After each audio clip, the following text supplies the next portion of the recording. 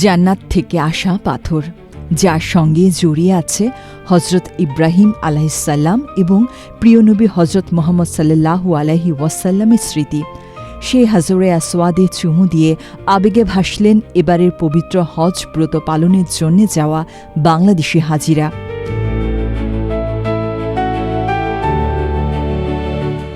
এটা এমন একটা পাথর যেটা যখন চুমা দিয়েছে মনে হচ্ছে আমার শরীরটা পাতলা হয়ে গেছে। যে আল্লাহ তুমি আমাকে সহজ করে দাও, করি এবং আল্লাহ পাকে এত সহজ করে দিয়েছেন, আলহামদুলিল্লাহ। জীবনে এত শান্তি পাইনি, আমার মনটা ভরে গেল আনন্দে। পবিত্র কাবা শরীফের পূর্ব কোণে স্থাপিত আছে হাজরে আসওয়াদ।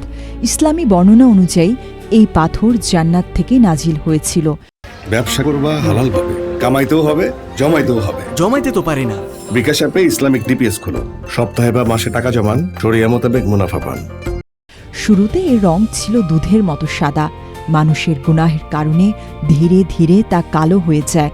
হজরত ইব্রাহিম আলাইহিসসালাম ও হজরত ইসমাইল আলাইহিসসালাম কাবা নির্মাণের সময় এই পাথর স্থাপন করেছিলেন। রাসূলুল্লাহ সাল্লাল্লাহু আলাইহি ওয়াসাল্লাম নিজেও হাজরে আসওয়াদে চুমু দিয়েছেন। সুন্নত হিসেবে আজও লাখো মুসল্লি চেষ্টা করেন এই পাথর স্পর্শ বা চুমু দেওয়ার। আমার অনেক দিনের আশা ছিল চুমা দেওয়ার জন্য। আমরা এর মধ্যে 3 বার আসছি হজে আসওয়াদে করার জন্য, কিন্তু 2 বার শুধু ছুঁতে পেরেছি। কিন্তু এইবার আল্লাহর অশেষ রহমতে আল্লাহ পাক নিজেই যেন মানে ব্যবস্থা করে দিয়েছেন। আমি আল্লাহর কাছে খুবই প্রাণ করে চাচ্ছিলাম যে আল্লাহ তুমি আমাকে সহজ করে দাও, করি এবং আল্লাহ পাক এত সহজ করে দিয়েছেন, আলহামদুলিল্লাহ। আমার সেটা আমি ভাষায় প্রকাশ করতে পারবো না।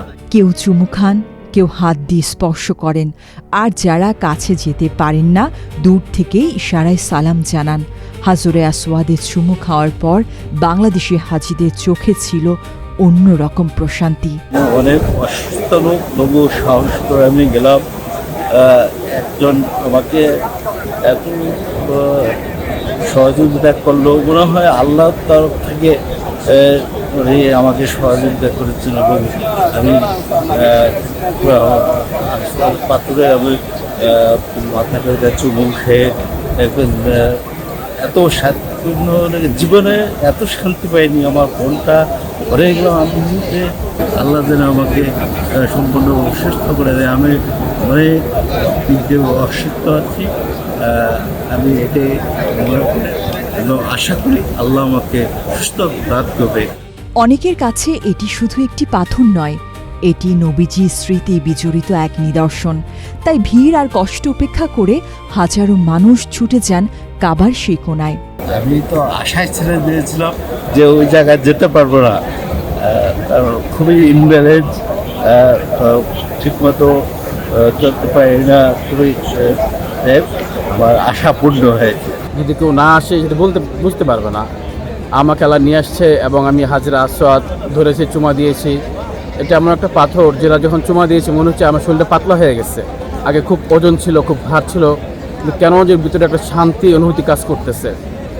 আল্লাহ তার কাছে শুকরিয়া যে আল্লাহ যেন আমাদের সাথে আরও যারা আসে নাই পৃথিবীর সকল মানুষকে তার ঘরে আসার তৌফিক দান করে। হাদিসে এসেছে কিয়ামতের দিন হাজরে আসওয়াদ সাক্ষ্য দেবে যারা একনিষ্ঠভাবে তাকে স্পর্শ করেছে তাদের পক্ষে। তাই মুসলমানদের হৃদয়ে এই পাথরের গুরুত্ব ও ভালোবাসা অন্যরকম।